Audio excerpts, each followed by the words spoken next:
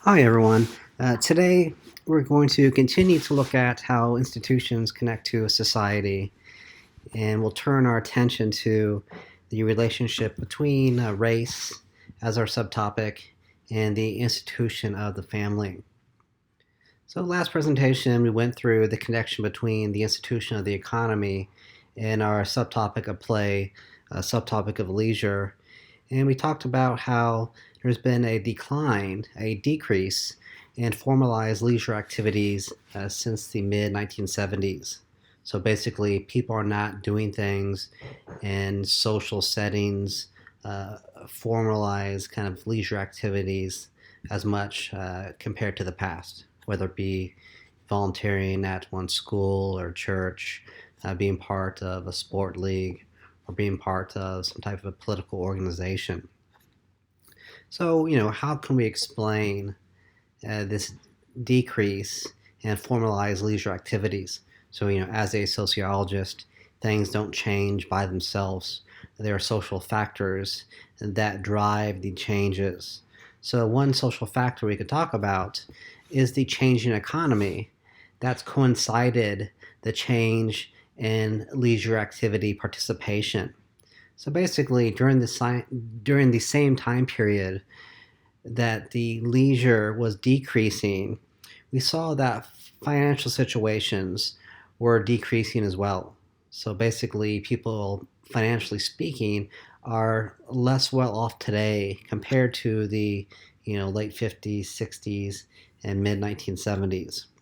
And what we've seen is that wages compared to the mid 1970s have basically remained the same in terms of how much money is really, or how much money is really worth. So the worth of money since the mid 1970s has basically stayed the same, but the problem is prices have increased. So when you're still making the same money, but you're having to pay more and more for your gas when you're driving, for utilities to keep the lights on, to send your kid to college as tuitions have increased. And then you have to really find ways to do more with less. And when you have less money to spend, often you're less likely to go out and participate in these social activities, whether it be enrolling in a certain organization that comes with a fee, playing in a certain league that comes with an entry fee, or again, just simply trying to save money, not going out to eat, not spending a lot of money on gasoline. So another factor that is within kind of our new economy today is that we are working longer hours, and also we have longer commutes to and from work compared to the past. So adding the two together, people are shorter on time when we're working more, when we're spending less time at home because of our longer commutes and longer work hours. When we're going to be short on time, we're less likely to participate in these social activities. We would like to go out and volunteer. We would like to, perhaps, go out to eat as a family. But just with our new schedules, time is short. Thus, the shortness of time can promote a decline, a decrease in these formalized leisure activities. So finally, we talked about how there's been rate increases in mental and emotional disorders. So when we have higher stress levels, higher anxiety levels, people are more likely to kind of stay within their home spaces and less likely to participate in social activities. So, the long commute home, the long work weeks, the money issues that weigh on your mind, that build the stress, that build the anxiety, can often lead you to just kind of stay at home and mentally recharge your batteries, emotionally kind of settle down, rather than going out and about and participating in leisure activities. When looking at the Dow article for today, we can recognize how it links all three of our course dimensions together.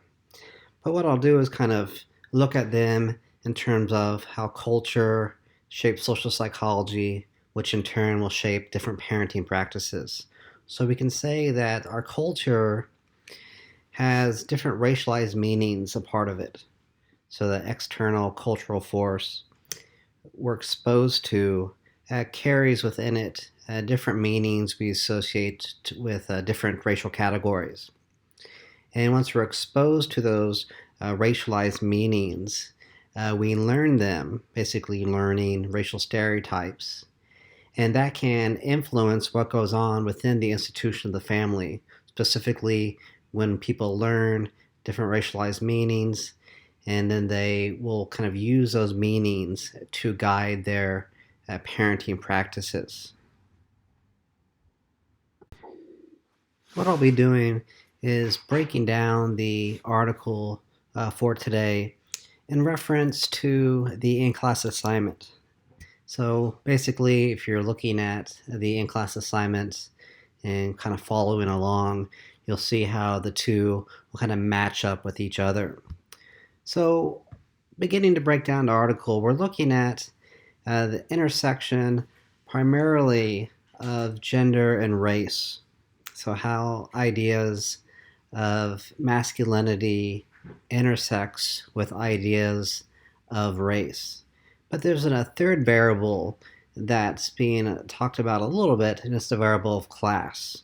And so we'll get into why class is a part of the conversation in a little bit. But basically, we're looking at how African American boys are stigmatized to much higher degrees compared to boys from other racial categories, and also compared to African American girls. So, the article talks about how the African American parent will parent differently, kind of based upon if the sex is a male or female, but they also are very conscious of the different meanings that society attached to the African American boy. So it's just not trying to raise, boy and girl differently, like a lot of families will try to do. But again, it's kind of those racialized meanings, kind of a stigmatization that's often attached to African American boys that the parent is aware of that will influence how they raise their kids. So when looking at those three variables again, we can say that race kind of outweighs class and gender. So you start to see how race again is very important because African Americans as a racial category have been defined compared to other racial categories as more potentially dangerous and more potentially violent and so on and so on. So these meanings attached to the racial category, being an African American, really kind of come to the forefront as making that kind of a dominant variable within the research. But again, gender does matter as well here because it's going to be different meanings we attach to the African American boy compared to the African American girl. And parents will use various strategies to parent their African American sons. So that's what the article really starts to get into, these 4 different management strategies that are employed by the African American parent to raise their sons. And here, just kind of a reminder that we're not saying that the parents believe or the parents endorse these stereotypes, but the parents are aware of them. So even though the parents don't believe the stereotypes, they know their kid, isn't aggressive, they know the kid is not violent, but they do recognize that other people who don't know their kid may be kind of seeing them and interacting with them based upon the stereotypes rather than kind of interacting with them and seeing them as who they really are. So the parents don't believe the stereotypes, but they recognize that they're still out there, thus they will use those stereotypes to influence their parenting practices. We can first look at the strategies of managing experience and managing environment. So when managing experience, basically the parents are trying to manage the different experiences that the kids go through directly or indirectly, or different experiences that the kids could potentially go through in the future. So the parents teach the sons different class-based and race-based cultures. So here's where the variable of class comes into play, because the parents are worried that, kind of coming from a middle class background, the African American boys are kind of exposed to a, one dimensional, sometimes whitish middle class culture. And so the parents want to expose their sons to other types of culture related to different class backgrounds, and also different class backgrounds. In other words, the parent wants a kid to recognize that just because maybe them as an African American boy, or perhaps their friends as African American boys, don't have the same experiences being part of the middle class that African American boys have when they're part of a working or perhaps lower class. And just kind of carry that awareness with them. So if they ever kind of find themselves in a different situation, they would kind of know how to act, kind of know how to think based upon the new culture in which they find themselves, kind of out of their middle class culture bubble, so to speak. And then the parents want to teach their kid different versions of masculinity. The parents worry about how popular culture often provides African American men, African American boys, a very kind of one dimensional view of black masculinity. Often it's tied into playing sports, being athletes. Often it's tied into performing music, being part of the music industry. So you see kind of these one dimensional, perhaps two dimensional versions of African American males out there in popular culture. But the parents, they want their kids to recognize that there are other kind of versions of African American masculinity, whether it be in politics, whether it be in academics and science. Again, it's kind of recognizing that there are other individuals you could perhaps look up to and mimic besides athletes and besides musicians. So now we can turn our attention to another strategy, the managing the environment. So the parents try to keep their sons in familiar settings. And here the trick is, the more people are familiar with your kid, the less they're going to be using any type of stereotype to understand them, to interact with them, because they know your kid for who your kid really is. Thus, your kid's race is not going to interfere with how people see you, with how people judge you. But when your kid is in more unfamiliar settings where people don't know them, here is where the likelihood increases that people will be using stereotypes to understand your kid, seeing your kid as the black kid rather than, Ryan, or whatever the name is of the kid. So another strategy within the managing an environment technique is you try to keep your kid indoors. So basically, it's more, you can say it's easier to monitor. It's more of a peace of mind to have your kid in an indoor space that you can actually control to larger degrees compared to when your kid's in outdoor spaces. There's a lot more there's a larger degree of something happening that's out of your control.